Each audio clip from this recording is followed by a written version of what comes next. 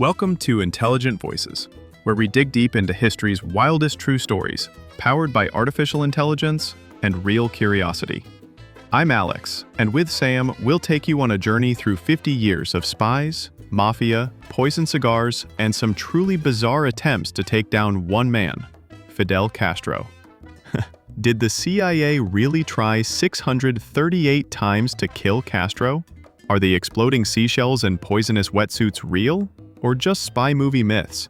Today, we'll bust the legends, break down the facts, and follow the tangled connections from Cold War shadow games all the way to the Guinness Book of Records. If you love history that feels stranger than fiction, stay tuned. This is an episode you won't forget. Sam, today we're diving into an almost unbelievable story. Fidel Castro and the 638 assassination attempts. That can't be real, right? 638? Is there another person in history with so many people trying to take him out? It sounds wild, but the numbers come straight from Cuban intelligence and are supported by declassified CIA documents. Castro himself made it to the Guinness Book as the world's most targeted head of state. I mean, when your death threats have their own world record, you know you've made it. But seriously, why was the US, and especially the CIA, so obsessed with getting rid of Castro? It all traces back to the Cold War.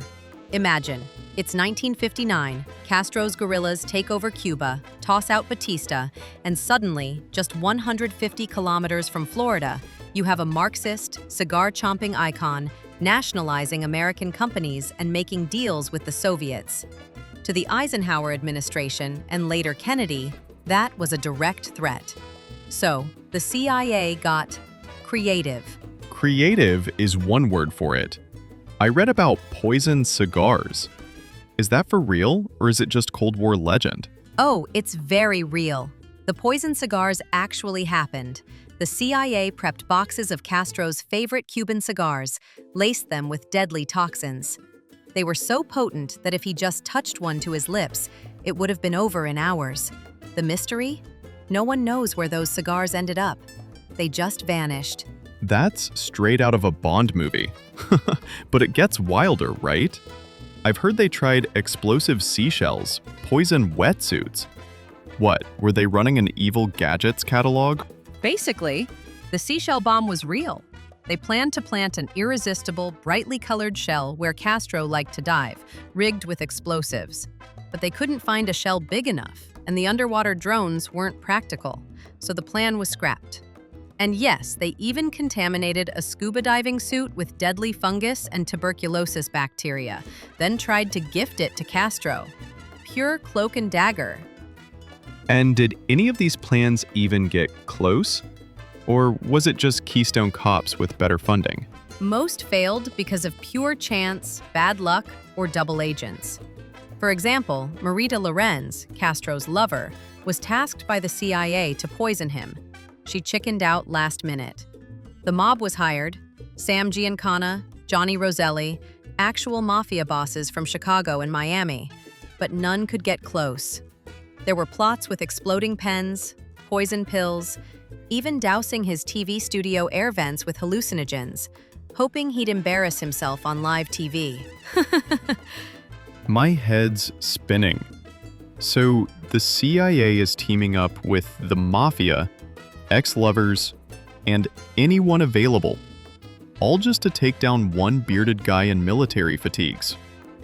Why did they care enough to get this desperate? Politics, paranoia, and money.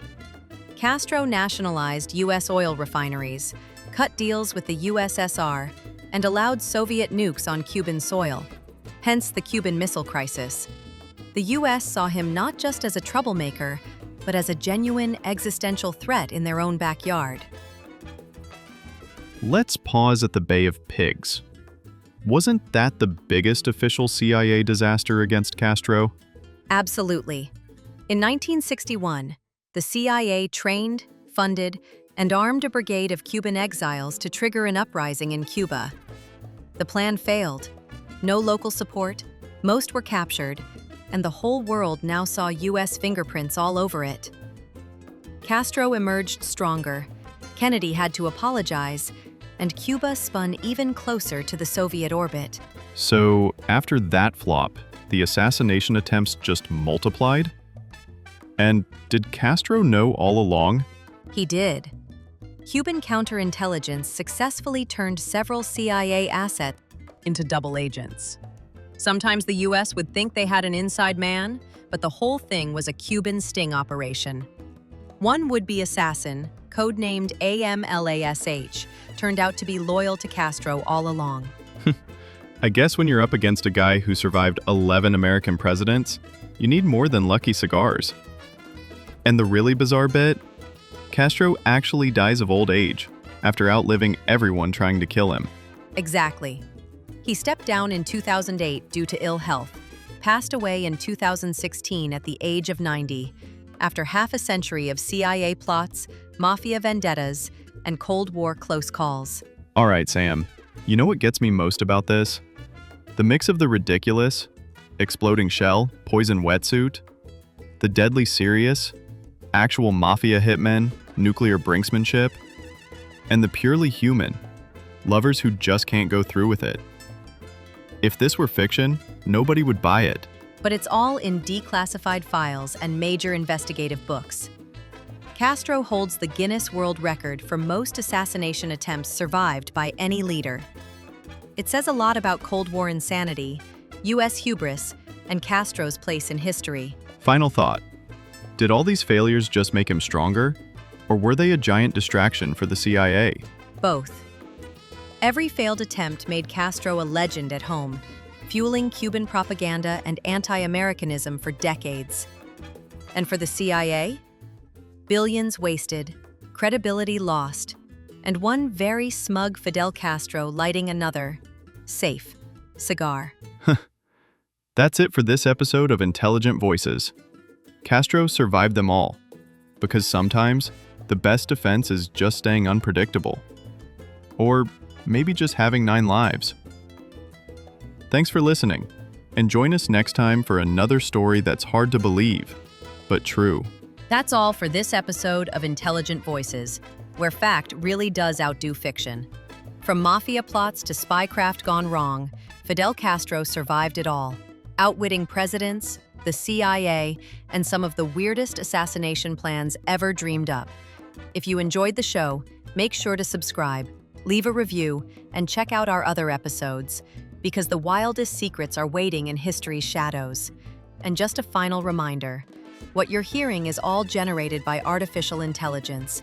Both our voices, our questions, even our deep dives into these stories, powered by algorithms, not by actors. We're here to bring a new kind of storytelling to your headphones. Thanks for listening, and until next time, stay curious.